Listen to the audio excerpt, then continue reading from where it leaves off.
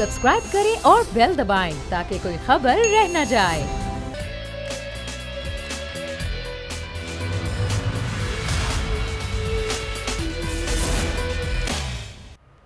Programme में आपको welcome करूंगी नाजरीन, और आप देख रहे हैं कि ज़ाहिर सूबों के बजट पेश किए जा रहे हैं। आज असम्बली का बजट पेश किया गया, कल पंजाब असम्बली का बजट पेश किया गया था, लेकिन जो बजट 2022 है उसके हवाले से बात की जा रही है कि वाक़तन ये जो बता रही है हुकूमत कि रिलीफ है इस बजट में, टैक्स फ्री बजट है, क्या ऐसा ही है? इस पर काफ़ी दिनों से बात भी करी हमने, बजट ट्रांसमिशन भी हमने गुफ्तगू करने की कोशिश की। जो अहम चीज़ है वो ये देखी जा रही है कि जो गाड़ियाँ हैं 850 सीसी, उनकी जो कीमतों में कमी की गई है वो तकरीबन 1,25,000 30,000 तकरीबन बन रही है।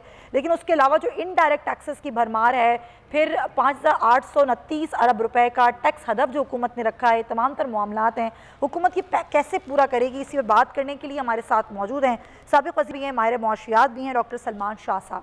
डॉक्टर साहब बहुत शुक्रिया आपके वक्त का। सर पहले भी आपसे गुफ्तगू हुई थी जब बजट नहीं आया था, और अब बजट जबकि आ चुका है, सूबों के बजट भी पेश किए जा रहे हैं। जो कुछ अहम नुक्ते हैं जिनकी कुछ मैंने भी बात की इस बजट में, सबसे अहम बात कि जो हदफ मुकर्रर किया है हुकूमत ने और कैसे ही पूरा करेगी 5,829 अरब रुपए का हदफ। अगर टैक्स फ्री बजट कहा जा रहा है, टैक्सेस नहीं लगाया जा रहा, लेकिन इनडायरेक्ट टैक्सेस की मद में जो आवाम से वसूल किया जाएगा, चाहे वो पेट्रोलियम की कीमतें हों, चाहे वो एनर्जी सेक्टर में हो, किस तरह से हुकूमत हदफ पूरा करेगी? आपको नज़र क्या आ रहा है? देखें, आई थिंक कि जितनी इस वक्त मोमेंटम है और जिस किस्म की रिफॉर्म्स हम करने जा रहे हैं FBR में, और सेल्फ असेसमेंट स्कीम जो है उसको करने जा रहे हैं रियल सेंस में इम्प्लीमेंट, और उसके साथ साथ हैरेसमेंट का एलिमेंट भी ख़त्म किया जा रहा है।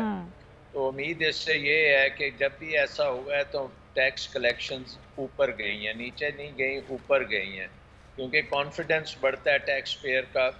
ज़्यादा से ज़्यादा लोग जो हैं वो टैक्स नेट में आना पसंद करते हैं, और उन्हें जब पता होता है कि हैरेसमेंट नहीं होगी तो वो उसको अच्छा अप्रिशिएट करते हैं। सो आई थिंक अगर देखा जाए तो पिछले साल भी टैक्स में खासी ग्रोथ आई है, 17-18% बढ़ गया है। इस साल भी ये बढ़ेगा और अचीव हो जाएगा, क्योंकि इस दफ़ा ग्रोथ भी है, और उसके साथ साथ जो उसको अगर इन्फ्लेशन के साथ मिलाएं और रिफॉर्म्स का बीच में एजेंडा मिलाएं तो ये टारगेट पूरा हो जाएगा, यहाँ इसके बहुत करीब पहुँच जाएंगे। तो सर ये लग तो यही रहा है ना कि आम आदमी पर ही बोझ पड़ेगा। एक आम आदमी जो है वही बात है कि जो बड़े ताजिर हैं, जो ताजिर हैं, उनके बारे में हमेशा कहा जाता है कि वो टैक्स नेट में नहीं आते हैं। उनको टैक्स नेट में लाना कितना आसान होगा? इस पर ब्रेक मुझे लेनी है, यहाँ ब्रेक शामिल करेंगे, वापस आएंगे तो ये सवाल ज़रूर उठाएंगे कि क्या एक आम आदमी ही फिर वही टैक्स देगा, उसी के ऊपर बोझ पड़ेगा, या मामला कुछ मुख्तलिफ होगा? स्टे विद अस।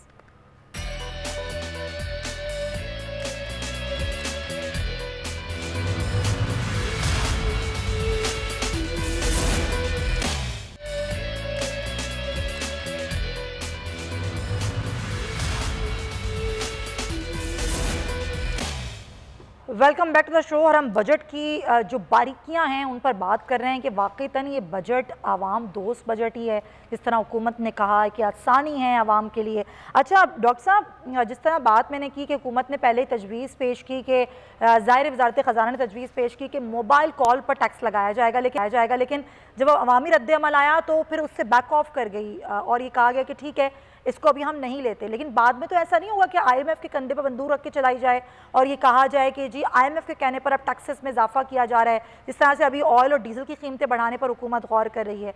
तो आपको लग रहा है कि आवाम पर चुपके से बोझ बढ़ा दिया जाएगा? नहीं, I think number one, cabinet ने पहले ही उनको तजवीज़ों को रद्द कर दिया था, और वो ये जो बजट बनाने वाले मिनिस्ट्री ऑफ फाइनेंस में लोग होते हैं वो चीज़ें डाल देते हैं, लेकिन कैबिनेट से जो अप्रूव हुआ था उसमें वो टैक्सेस नहीं थे और वो डॉक्यूमेंट्स उन्होंने नहीं किए। बहरहाल वो निकल गए हैं बीच में। इसके बाद फिर एक अनॉमलीज कमेटी होती है जो बजट के बाद बनती है, और वो भी देखती है कि कोई ऐसा टैक्स तो नहीं लगा जिससे बहुत ज़्यादा कोई नुकसान हो, या कोई इंडस्ट्री बैठ जाए, या कोई सेगमेंट सेक्टर एग्रीकल्चर सर्विसेज में कोई उसका नेगेटिव इम्पैक्ट नहीं होना चाहिए। और साथ साथ फिर ये है कि प्राइम मिनिस्टर का बहुत ही सख्त इस पे डायरेक्शंस हैं कि आम आदमी के लिए आपने सहूलत पैदा करनी है और उसको डायरेक्टली सपोर्ट करना है, ट्रिकल डाउन का इंतज़ार नहीं करना। इसलिए बजट में खासी रकम रखी गई है कि जो गरीब फैमिलीज़ हैं उनकी डायरेक्ट कफालत भी की जाए, उनको सपोर्ट कैश से भी किया जाए, उनको अपना कारोबार शुरू करने की मदद भी दी जाए, माइक्रो फाइनेंस को बहुत ज़्यादा एक्सपेंड किया जाए, एसएमई फाइनेंसिंग को किया जाए, हेल्थ कार्ड दिया जाए ताकि अगर बीमारी में वो मुब्तला होते हैं तो 10 लाख रुपए तक वो अखराजात उस पर हस्पताल के कर सकते हैं। इसी तरह छोटे किसान के लिए किसान कार्ड बनाया जा रहा है ताकि वो उसको हर किस्म की सब्सिडी उस कार्ड के ज़रिए डायरेक्टली उस तक पहुंचाई जाए और उसको बाकी इनपुट्स भी सारी दी जाएं। और उसका मकसद यही है कि जो हमारी इकॉनमी में लो इनकम ग्रुप्स हैं उनकी जो अपनी इकॉनमी है उसको बहुत बेहतर किया जाए और ग्रोथ जो है वहाँ से ली जाए। और वो भी एक बहुत इम्पॉर्टेंट फैक्टर है इस बजट का। दूसरी तरफ ये है कि आपने बजट में इंसेंटिव्स ऐसे दिए हैं कि ज़्यादा से ज़्यादा जॉब्स बने, नौकरियां निकलें, ताकि देखें कंस्ट्रक्शन इंडस्ट्री को जो मराहत दी गई हैं सबसे बड़ा इम्पैक्ट उसका इमीडिएट इम्पैक्ट होता है जो डेली वेजेस पे होते हैं और वो लेबर को अब्जॉर्ब करते हैं। उसके बाद 40-50 डिफरेंट इंडस्ट्रीज हैं जो फीड इन करती हैं। ये 11 अरब रुपए की जो कस्टम ड्यूटी रिलीफ आपने क्योंकि कंस्ट्रक्शन की बात की, इनको जो दिया जा रहा है इस सनत को, आपको लगता है कि ये इनके जो छोटे लोग हैं, जो सारे एम्प्लॉयज़ हैं, वहाँ तक इसके असरात मुंतकिल होंगे? देखें, इसमें एक तो रोज़गार के लिए बहुत मौजूद सेक्टर है, इसमें बहुत लेबर इंटेंसिव होता है और लो स्किल लेबर से लेके हाई स्किल लेबर इसमें एब्जॉर्ब होती है।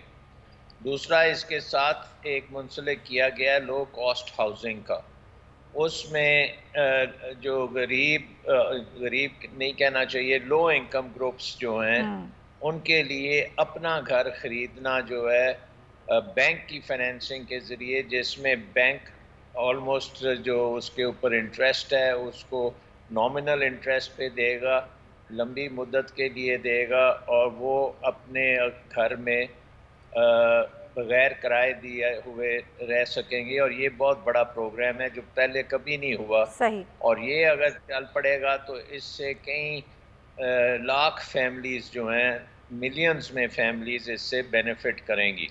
ठीक है। अच्छा सर, आखिर में डॉक्टर साहब, वक्त कम है, डॉक्टर साहब आखिर में बस महंगाई का जो एक हदफ मुकर्रर किया था पिछले साल हुकूमत ने 6%, लेकिन वो चली गई 11% तक। आज हुकूमत कह रही है 8%। अगर यही सूरत हाल रही तो महंगाई की शरह को आप कहाँ जाता हुआ देख रहे हैं?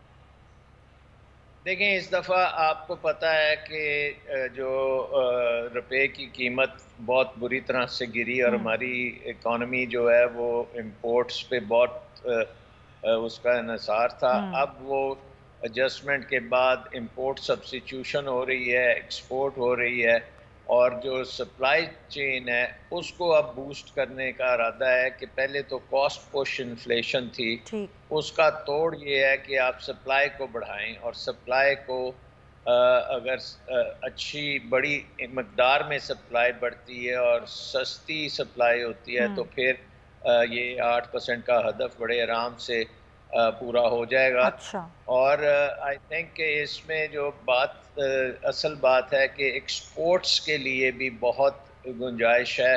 अगर हम एक्सपोर्ट करेंगे तो फिर हमारे बैरून मुल्क कर्जे जो हैं वो रिटर्न हो सकेंगे और हम कर्जों के जो जकड़े हुए कर्जों में से उनमें से निकलेंगे। सो आई थिंक ये बड़ा सोच समझ के बजट बनाया गया है। इसके वजह से मेरा ख्याल है कि इकोनॉमिक ग्रोथ जो है ये 4.8% से ऊपर चली जाएगी, क्योंकि इस वक्त सरमायाकारी भी बहुत हो रही है। ओवरसीज़ पाकिस्तान में इन्वेस्ट कर रहे हैं।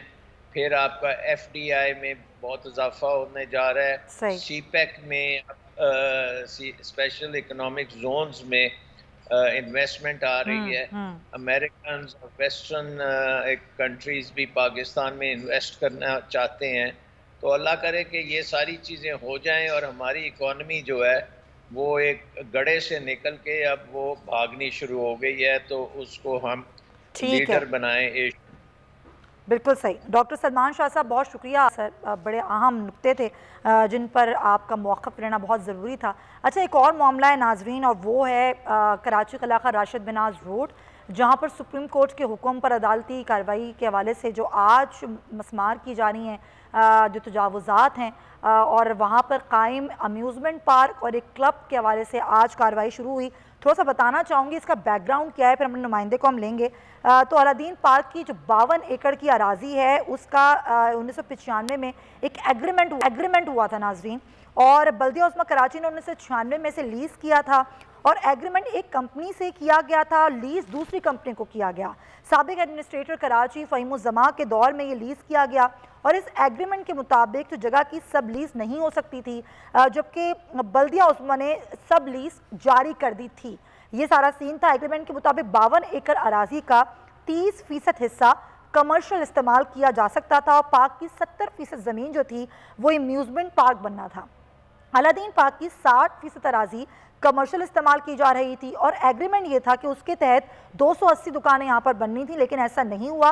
गैर कानूनी तौर पर यहाँ पर 650 से ज़ायद दुकानें तामीर कर दी गई, जो आज गिराई जा रही हैं। अलादीन पार्क की अराजी पर 3 शादी हॉल तामीर किए गए थे इससे कबल, जो गिरा दिए गए सुप्रीम कोर्ट के अहकामात पर। उसके बाद एक निजी यूनिवर्सिटी कायम की गई थी, उसको भी गिरा दिया गया था।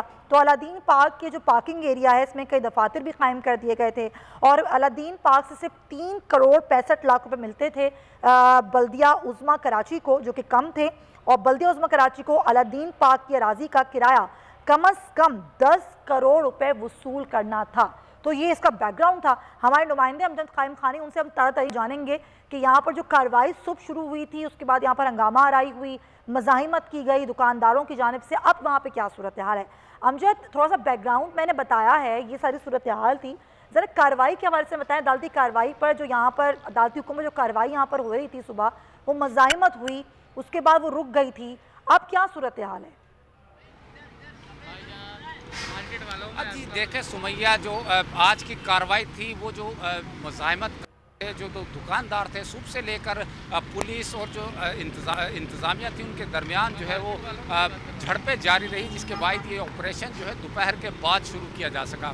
जैसा कि आपने बैकग्राउंड में बताया कि तमाम ही चीज़ें जो जिस तरह ये दी गई थी, मोहतरमा बेनज़ीर भुट्टो शहीद के जो दूसरे दौरे हुकूमत में ये एडमिनिस्ट्रेटर फ़हीमुज़्ज़मा थे उस ज़माने में, तो इस अलादीन पार्क को जो प्राइवेट निजी कंपनी उसके हवाले किया गया। वो जो एग्रीमेंट था वो 25 साल का था, जो गुज़िश्ता साल जो है मुकम्मल हो चुका, लेकिन 1 साल से ज़ायद का अरसा गुजर गया। न सिर्फ वो इंतज़ामिया, निजी इंतज़ामिया जो प्राइवेट लोग हैं वो अलादीन पार्क पर अब तक काबिज़ थे, बल्कि जो दुकानें थे, जो एग्रीमेंट के मुताबिक 280 दुकानें तामीर की जानी थी, उसके बरखिलाफ़ 650 के ज़ायद जो है वो दुकानें यहाँ तामीर कर ली गई थी। सुप्रीम कोर्ट का CP9 के अंदर वाज़ेह हुक्म है कि जो कराची के अंदर या मुल्क भर में जो पार्क्स हैं, उनके अंदर किसी किस्म की कोई सियासी सरगर्मी या कमर्शियल एक्टिविटी नहीं की जा सकती। तो धड़ल्ले से इस अलादीन पार्क के अंदर जो है कमर्शियल एक्टिविटीज़ की जा रही थी, जिसका सुप्रीम कोर्ट ने गुज़श्ता रोज़ सख्त तरीन नोटिस लिया। इंतज़ामिया जो है, कमिश्नर कराची हैं, KMC हुकाम है, उनसे पूछा कि आपको ये हुक्म दिया गया था कि पार्क से जो है वो सियासी और जो कमर्शियल एक्टिविटी था उनको ख़त्म कराएं, उसके सिलसिले में आपने क्या किया। तो सख्त सरजनिश कल गुज़श्ता रोज़ जो है सुप्रीम कोर्ट ने इंतज़ामिया की, जिसके बाद आज इंतज़ामिया जो है वो हरकत में आई है। बल्दिया उज़्मा कराची के जो एहलकार हैं भारी मशीनरी के साथ, भारी पुलिस और रेंजर्स की नफरी के साथ यहाँ पहुँचे हैं, और पहले दिन की जो कार्रवाई की उसमें एक रेस्टोरेंट का इब्तदाई हिस्सा, अलादीन पार्क का मरकज़ी दरवाज़ा और परवेल एंड क्लब का जो मरकज़ी दरवाज़ा और चौकी है, उसको पहले रोज़ मिसमार किया गया। 20 से 25 दिन मजीद लग सकते हैं इसको मुकम्मल मिसमार करने पे। कल रिपोर्ट जमा कराई जाएगी, जिसके बाद इस ऑपरेशन को जो है कंटिन्यू रखा जाएगा जब तक ये तमाम तजावुज़ात मुकम्मल तौर पर मिसमार नहीं। अम्यूज़मेंट पार्क है और जो उससे मुतसिल क्लब है, उनकी इंतज़ामिया का कोई मौक़िफ़ सामने आया क्या? उन्होंने कोई बातचीत की, मीडिया से बताया कि जो मुआहदे का हम जिक्र कर रहे हैं इसकी क्या बैकग्राउंड था, आगे उसको एक्सटेंड क्यों नहीं किया गया, फिर इतना गैर कानूनी यहाँ पर तामीरात क्या हुई, कोई आया मौक़िफ़ उनका सामने? जी, अलादीन पार्क जिस कंपनी के पास है, जो क्लब पवेलियन एंड क्लब की इंतज़ामिया है या जो दुकानदार हैं, वो इस बात को तस्लीम करते हैं कि बिल्कुल ये 25 साल एग्रीमेंट था जो अब ख़त्म हो चुका है, जिसे ख़त्म हुए भी कई अर्सा गुजर चुका है। सुबह से लेकर जब वो मुज़ाहमत कर रहे थे तो उनका मुतालबा एक ही था कि सुप्रीम कोर्ट का जो ऑर्डर है वो तहरीरी तौर पर हमें दिखाया जाए। दोपहर के बाद जब ये सुप्रीम कोर्ट का तहरीरी ऑर्डर जारी हुआ है, जब इनको ऑर्डर दिखाया गया है, उसके बाद एक हल्की सी झड़प हुई है जिसमें आंसू गैस का इस्तेमाल हुआ। उसके बाद मुजाहिरीन और जो इंतजामिया के लोग हैं वो यहाँ से चले गए और जो बल्दिया उस्मा कराची के एहलकार हैं उन्होंने स्मूथ तरीके से इस ऑपरेशन का आगाज़ किया और शाम 5 बजे के करीब अपना ऑपरेशन ख़त्म करके जा चुके हैं। अब मेरे बैकग्राउंड में आपको नज़र आ रहा होगा कि जो यहाँ के दुकानदार हैं अब वो अपना सामान यहाँ से निकाल रहे हैं। रात भर की उनको मोहलत है, कल से ये फिर ऑपरेशन शुरू किया जाएगा और ये दुकानें मिसमार करने का सिलसिला शुरू रखा जाएगा। अच्छा ज़ाहिर है, आपको जिस तरह हमने भी जिक्र किया, आपने भी जिक्र किया, इतनी सारी दुकानें थी 650 के करीब जो तामीर की गई थी, तो यहाँ पर जो दुकानदार एहतजाज कर रहे थे उनसे आपकी क्या बात हुई? कितने दुकानदार थे जिनकी ज़ाती दुकानें थीं या फिर उनकी किराए पर थी दुकानें? जो नुकसान हुआ उसका, उस हवाले से उनका क्या कहना है? अक्सर दुकानदार सुमैया यहाँ पे वो थे जो लीज़ पर थे, जिसका आपने जिक्र किया कि केएमसी ने गैरकानूनी सब लीज़ जारी की। उस लीज़ को बुनियाद बनाकर वो हक बजानिब थे कि उनको एक सरकारी डिपार्टमेंट ने लीज़ दी थी। अब अचानक जब ये हुक्म आया, इससे पहले इनको केएमसी के ही जो अफसरान थे उन्होंने आसरा दिया। कुछ रिश्वतें भी ये भी पता चला है तहकीक से कि कुछ केएमसी के अफसरान ने यहाँ से रिश्वतें भी वसूल की और उनको यकीन दिलाया कि आप फिक्र ना करें, आपकी लीज़ जो है वो एक्सटेंड कर दी जाएगी। लेकिन ऐसा नहीं हुआ। जो यहाँ की अलादीन पार्क की इंतज़ामिया है वो जो लोअर कोर्ट है, हाई कोर्ट है, वहाँ के स्टेक पर यहाँ मौजूद हैं। 1 साल से ज़्यादा का अर्सा हो चुका है, उनकी लीज़ मनसूख हो चुकी है। दुकानदार भी इस बात को मानते हैं कि लीज़ मनसूख हो चुकी है, लेकिन जिन लोगों ने नई दुकानें खरीदी लाखों रुपये देकर, वो जो इस सारे सिलसिले में जो है सबसे ज़्यादा मुतासिर हैं। जो पुराने लोग हैं उन्होंने अपना जो सारी रिकवरी थी, जो पैसे खर्च किए थे वो वसूल लिए हैं। जो नए लोग थे वो ज़्यादा परेशान हैं और उनकी अब तक इतनी कमाई नहीं हो सकी थी जो जितना उन्होंने यहाँ पर इन्वेस्ट किया था। तो जो नए दुकानदार हैं या जो दीगर पुराने नए दुकानदार हैं वो सबसे ज़्यादा मुतासिर हुए हैं और वो सबसे ज़्यादा इस चीज़ का इफेक्टिव कहलाएंगे। ठीक है अमजद खानी, बहुत शुक्रिया तफसील के साथ अपने बताया सुबह से क्या सूरत हाल रही।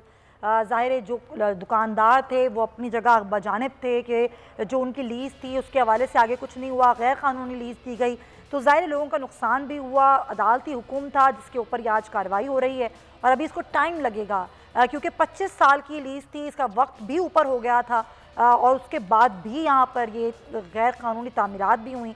ये पूरी सूरत हाल थी और पूरे शहर भर में इस तरह के तजावुज़ात कायम हैं।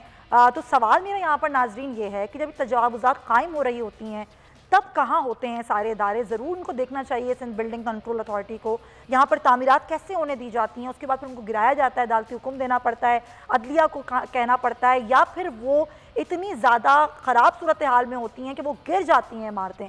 तो ये सारी सूरत हाल है। अब कुछ बात करेंगे कोरोना वैक्सीन के ऊपर और ख़बर ये है कि पंजाब में भी और सिंध में भी वैक्सीन ख़त्म हो चुकी है। कुछ यही सूरत हाल कराची एक्सपो सेंटर की है जहाँ पर वैक्सीन ख़त्म हो चुकी है। एक बड़ा मास वैक्सीनेशन सेंटर जहाँ पे बहुत बड़ी तादाद लोगों की वैक्सीन लगाने के लिए आ रही है, लेकिन अब जब वहाँ शहरी जा रहे हैं तो घंटों लाइनों में ख्वार होने के बाद उनको पता चलता है कि यहाँ वैक्सीन ख़त्म हो चुकी है।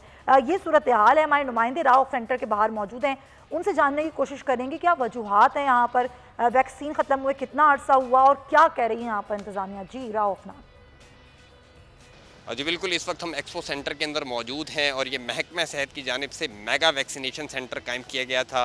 मालूम हुआ है कि यहाँ पर वैक्सीनेशन की किल्लत हो चुकी है। साइनोवैक्स, साइनोफॉर्म और जो है वो दीगर कैंसाइनो जो वैक्सीन है वो ख़त्म हो चुकी है। तो जिन्हें पहली डोज़ लग चुकी है, जो दूसरी डोज़ के लिए आ रहे हैं, उन्हें परेशानी का सामना करना पड़ रहा है क्योंकि मुकम्मल तौर पर जो साइनोवैक्स, साइनोफॉर्म और कैंसाइनो जो वैक्सीन है वो ख़त्म हो चुकी है और एस्ट्राजेनेका लगाई जा रही है। हमारे साथ सीनियर सिटीज़न मौजूद हैं। सर, अब क्या कहेंगे, आपको कौन सी पहली वैक्सीन लगी थी, पहली डोज़ कब लगी थी और दूसरी डोज़ का नंबर कब आना था? महीने की 17 तारीख को पहली डोज़ लगी थी और उन्होंने कहा था कि इस महीने की 15 को जो दूसरी डोज़ लगेगी। मुझे तारीख भी लिखी दी थी उन्होंने।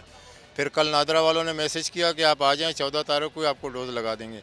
जब हम यहाँ आए तो उन्होंने कहा नहीं, हमारा नादरा से कोई लेना देना ही नहीं। उन्होंने मैसेज दिया, आप जाकर उनसे पूछें। यानी कल भी हम आए थे, आज फिर आए और कल भी ये नहीं बताया कि ख़त्म हो गया स्टॉक, और आज हम फिर आए, आज हमें फिर भेज रहे हैं कि 2-4 दिन बाद आना। तो बहुत आना जाना हो रहा है यहाँ पर, कोई सही गाइडेंस नहीं हो रही है सही कोई। आंटी आप क्या कहेंगी, ये वैक्सीन की किल्लत होना, नादरा का मैसेज आ जाना, सिंध हुकूमत का और नादरा के दरमियान एक कम्युनिकेशन गैप नज़र आता है, शहरी ख्वार हो रहे हैं? हाँ बस शहरी ख्वार हो रहे हैं, तो गवर्नमेंट तो कुछ भी नहीं कर रही है सही तरह। पहले कहते हैं हम आसानियाँ देते हैं और फिर उसके बाद जब हम आ जाते हैं तो हमें तो कुछ भी नज़र नहीं आता यहाँ पर। बहुत शुक्रिया। अगर कैमरामैन कैसर हबीब आपको दिखा सकेंगे, लंबी कतारें लगी हुई हैं और ये लंबी कतारें कहाँ तक नज़र आ रही हैं, सैकड़ों की तादाद के अंदर लोग नज़र आ रहे हैं, लेकिन यहाँ पर जो है वो गेट पर कहीं लिखकर नहीं लगाया गया कि साइनोफार्म, साइनोवैक और बिल्कुल आप सही कह रहे हैं, बहुत शुक्रिया। यहाँ कहीं लगाया भी नहीं गया, कोई नोटिस लगा देते कि वैक्सीन ख़त्म हो गया ताकि लोगों का वक्त ना ख़राब होता। लोग यहाँ पे लंबी लाइनों में घंटों लगने के बाद उनको जब ये पता चलता है कि वैक्सीन नहीं, तो जाहिर है ये गलत एक बात है। इसकी बात करने के हमारे साथ मौजूद हैं डॉक्टर फ़रत अब्बास साहब, जो कि तर्जुमान हैं सिंध जो वैक्सीनेशन सेंटर्स हैं उसके बारे में उनसे बात करेंगे। डॉक्टर साहब बहुत शुक्रिया आपका। ये जो एक्सपो सेंटर है बड़ा ज़ाहिर सेंटर है, यहाँ पर बहुत बड़ी तादाद में लोगों को वैक्सीन लगाई जा रही थी। वैक्सीन कब ख़त्म हुई यहाँ, और वैक्सीन ख़त्म होने के बाद यहाँ पर इंतज़ामिया ने कोई नोटिस चस्पा नहीं किया, लोगों को बताया नहीं जा रहा, लोग परेशान हो रहे हैं घंटों ख्वारी करने के बाद। किस सेंटर की बात कर रही हैं? Expo centre. एक्सपो सेंटर, देखो मैं खालिद हाल को डील करता हूँ, मुझे नहीं पता एक्सपो सेंटर का, लेकिन वैक्सीनेशन हमारे पास इस वक्त तक 1,70,000 से अब हम लोगों को, मेरा मतलब 1,70,000 डोजेज हम लोगों को लगा चुके हैं। वैक्सीन की शॉर्टेज आज हमें पता चला है कि हो गई है, और ये सूरत सारी पाकिस्तान में है, ये सिर्फ सिंध के साथ नहीं है, ये मैं आपको बता दूं। और जहाँ पे लंबी लाइनों का आपने सवाल किया, फॉर डेवलप्ड नेशन में लोग 8-8 घंटे वैक्सीनेशन का वेट करते हैं। सर ये मेरा सवाल नहीं है, मेरा सवाल ये नहीं है डॉक्टर साहब, लंबी लाइनों का सवाल मैं नहीं कर रही।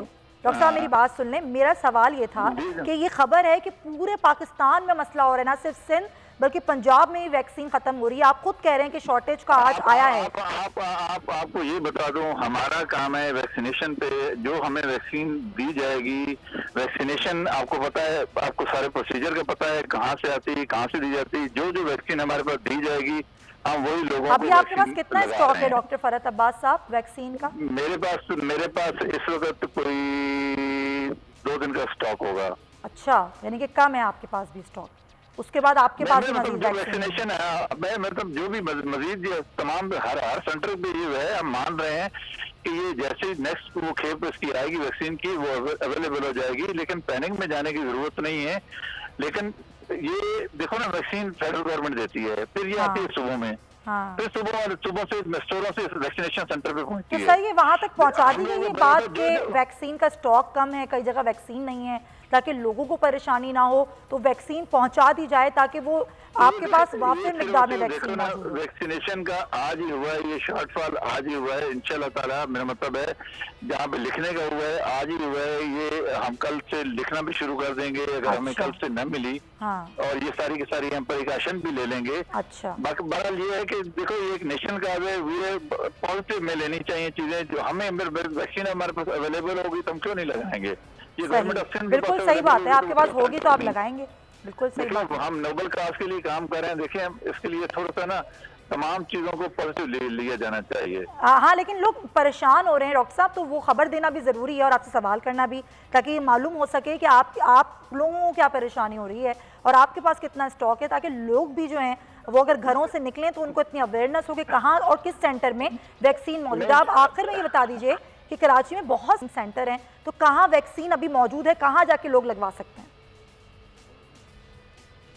जी डॉक्टर साहब, आज की वैक्सीनेशन की हमें कोई शॉर्टेज नहीं हुई है। अच्छा। अब देखो कल अगर स्टॉक हमारे पास आ जाता है, देखो ये फ्रेश स्टॉक आता है, हम इसको ज्यादा देर रख भी नहीं सकते हैं, हमारे पास मेन स्टोर से ही आता है। अब जैसे जैसे डिमांड एंड सप्लाई है, हमें मिलेगा तो हम लोगों को लगा देंगे, अगर नहीं मिलेगा तो हम लिख के लगा देंगे।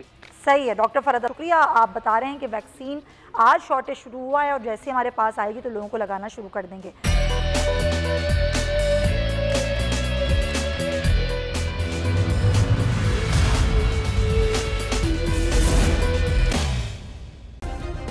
सब्सक्राइब करें और बेल दबाएं ताकि कोई खबर रह न जाए।